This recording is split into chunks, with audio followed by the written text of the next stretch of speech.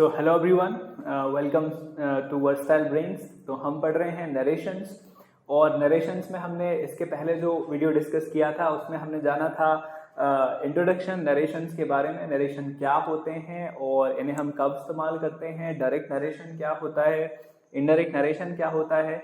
और आज के वीडियो में हम जानने वाले हैं कि प्रोनाउन चार्ट क्या होता है, इसमें क्या क्या चीजें होती हैं। और इस प्रोनाउन चार्ट को आपको अपनी कॉपी में लिख के सबसे पहले याद कर लेना है, क्योंकि इस प्रोनाउन चार्ट में जितनी भी चीजें मैं आपको आज समझाने वाला हूं वो आपको कहीं ना कहीं नरेशन चेंज करते समय या इंग्लिश बोलते समय या फिर कंपटीशन एग्जाम में आपको मदद करेंगी।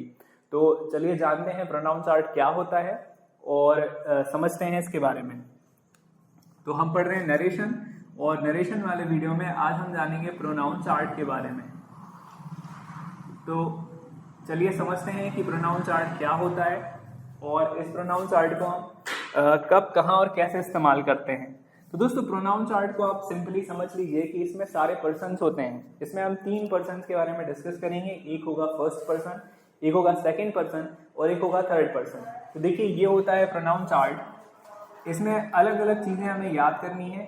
तो ये प्रोनाउन चार्ट शुरू होता है आई से, फिर आएगा मी, उसके बाद होता है माय, फिर होता है माइन और सबसे लास्ट में होता है माई सेल्फ।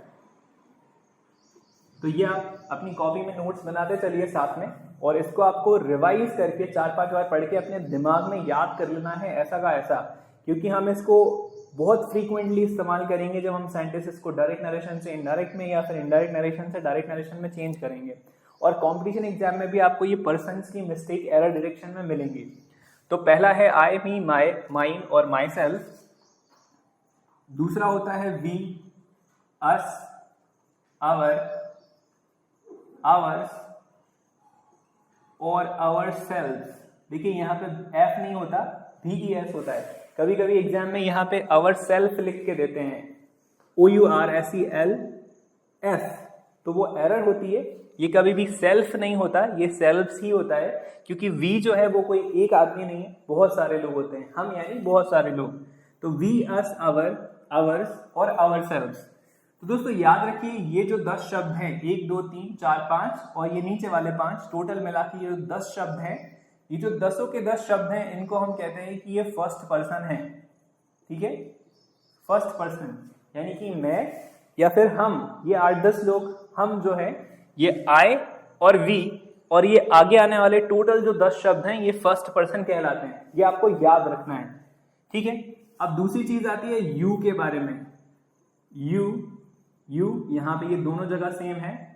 फिर होगा ये योर, फिर हम इस योर में एक एस लगा देंगे तो ये हो जाएगा योर्स। और यहां पे ये या तो योर सेल्फ रहेगा या फिर ये योर सेल्व्स रहेगा। आई होप कि आप इधर तक देख पा रहे होंगे। तो ये योर सेल्फ भी हो सकता है और योर सेल्फ भी हो सकता है।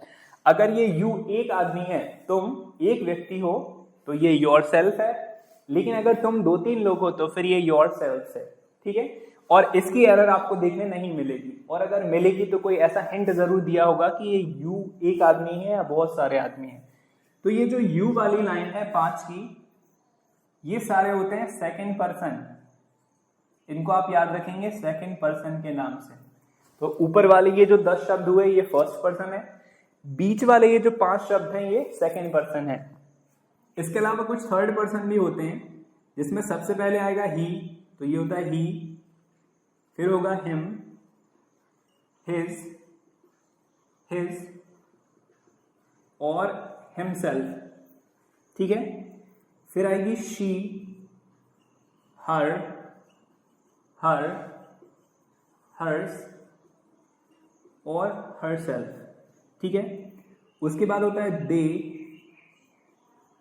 them, their,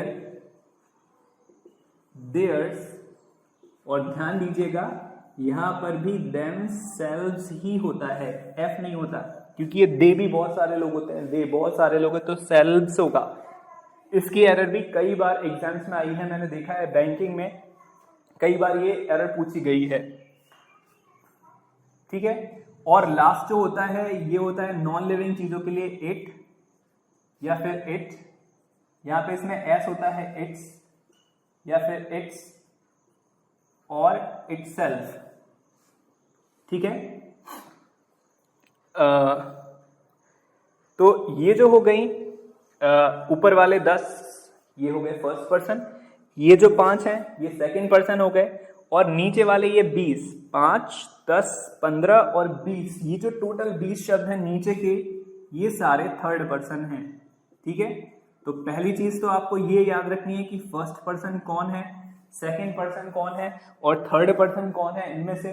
और दूसरी चीज इनका आपको सीक्वेंस याद रखना है, I, me, my, mine, myself, we, us, our, ours, ourselves, you, your, yours, yourself या yourselves, he, him, his, himself, she, her, hers, herself, they, them, theirs, themselves, और its और itself।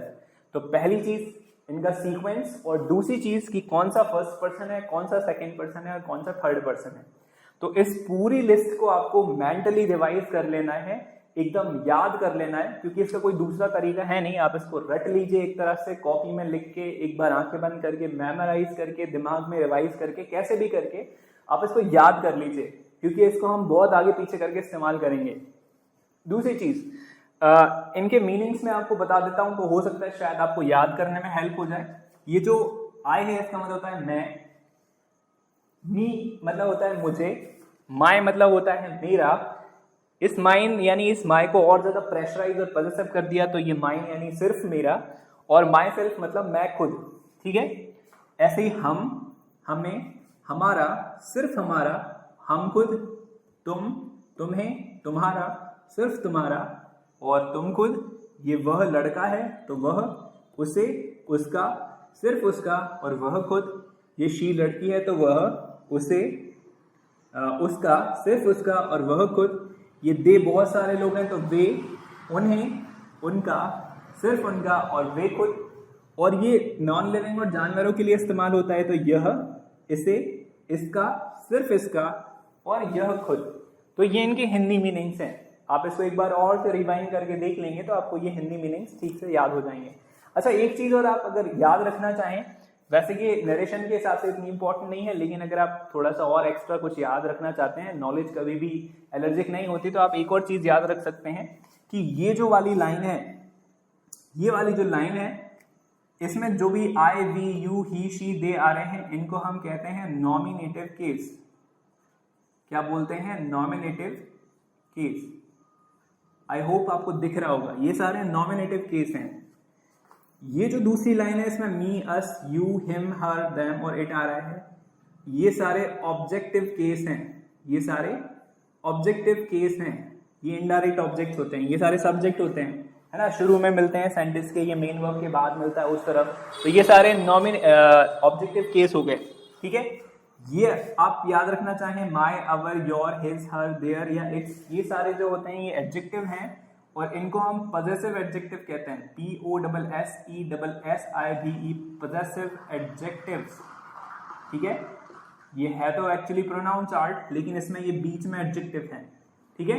और ये जो शब्द है माई, अवर, your, his, हर और it's, ये कभी भी अकेले इस्तेमाल नहीं होते हैं, इनके साथ में एक नाउन आता है, जैसे हम कहते हैं माई पेन, आवर कंट्री या your house, his shirt, her hand writing या देयर क्वेश्चंस या फिर इट्स नेम, तो ये हमेशा नाउन के साथ इस्तेमाल होते हैं। आगे आते हैं, ये जो है ये पॉजेसिव प्रोनाउन है, ठीक है, पॉजेसिव प्रोनाउन, वापस से प्रोनाउन आ गया, ठीक है। इन शब्दों में कभी भी नाउन की जरूरत नहीं पड़ती है, हम अकेला ही इस्तेमाल करते हैं, और इनकी एक्सरसाइज हम आगे डिस्कस करेंगे। जैसे हम कहते हैं दिस इज माई शर्ट, और हम इसी को ऐसा भी कह सकते हैं this shirt is mine, this is our country, this country is ours, ठीक है। इट इज योर कॉपी, और दिस कॉपी इज योर्स, ठीक है। या फिर इट इज हिज वॉच या दिस वॉच इज हिज, ऐसा हम इनको इस्तेमाल करते हैं। और जो लास्ट वाली चीज आप देख रहे हैं, ये जो है ये रिफ्लेक्सिव प्रोनाउन कहलाता है, रिफ्लेक्सिव प्रोनाउन, ठीक है। तो ये हो गया नॉमिनेटिव केस, ये ऑब्जेक्टिव केस, ये पॉजेसिव एडजेक्टिव, ये पॉजेसिव प्रोनाउन और ये रिफ्लेक्सिव प्रोनाउन। अब ये आप चाहें तो याद कर भी सकते हैं, नरेशन के हिसाब से तो इंपॉर्टेंट नहीं है, नरेशन में आपसे कभी भी नहीं पूछा जाता कि कौन सी चीज क्या है इनमें से, नरेशन के हिसाब से तो आपको ये प्रोनाउन चार्ट का रट्टा लगाना है ठीक से, लिख के बोल के कैसे भी, और इनका सीक्वेंस याद रखना है क्योंकि हम इनको बहुत फ्रीक्वेंटली जब नरेशन चेंज करेंगे तो इनको हम यूज करेंगे। तो आज के लिए सिर्फ ये प्रोनाउन चार्ट ही हमें पढ़ना था। इसमें मैंने आपको जो जो इंपॉर्टेंट चीजें हो सकती थी वो बता दी हैं। अब आप अपनी कॉपी लीजिए और इसको लिखिए और इसका रट्टा लगाइए। वैसे रट्टा कभी भी रोट मेमोराइजेशन को मैं भी सपोर्ट नहीं करता हूँ, हमारा एजुकेशन सिस्टम भी सपोर्ट नहीं करता है, लेकिन प्रोनाउन चार्ट के हिसाब से अगर देखा जाए तो अगर आप इनको याद करना है तो इनको आपको 20-25 बार ठीक से पढ़ना है और लिख के भी आप याद कर सकते हो। तो इस प्रोनाउन चार्ट को आप याद करिए। अभी अगले वीडियो में हम मिलेंगे और जानेंगे बेसिक थिंग्स कि किसी एक नॉर्मल या बेसिक सेंटेंस को डायरेक्ट नरेशन से इनडायरेक्ट नरेशन में कैसे चेंज करते हैं, क्या क्या चीजें हमें चेंज करते समय याद रखनी है, और फिर हम धीरे धीरे बढ़ेंगे एडवांस एक्सरसाइज की तरफ। तो मिलते हैं आपसे अगले वीडियो में और उसमें हम पढ़ेंगे कुछ बेसिक एक्सरसाइज नरेशन के ऊपर और उनको चेंज करना सीखेंगे। तब तक के लिए stay happy, healthy and safe. मिलते हैं अगले वीडियो में, तब तक के लिए बाय बाय।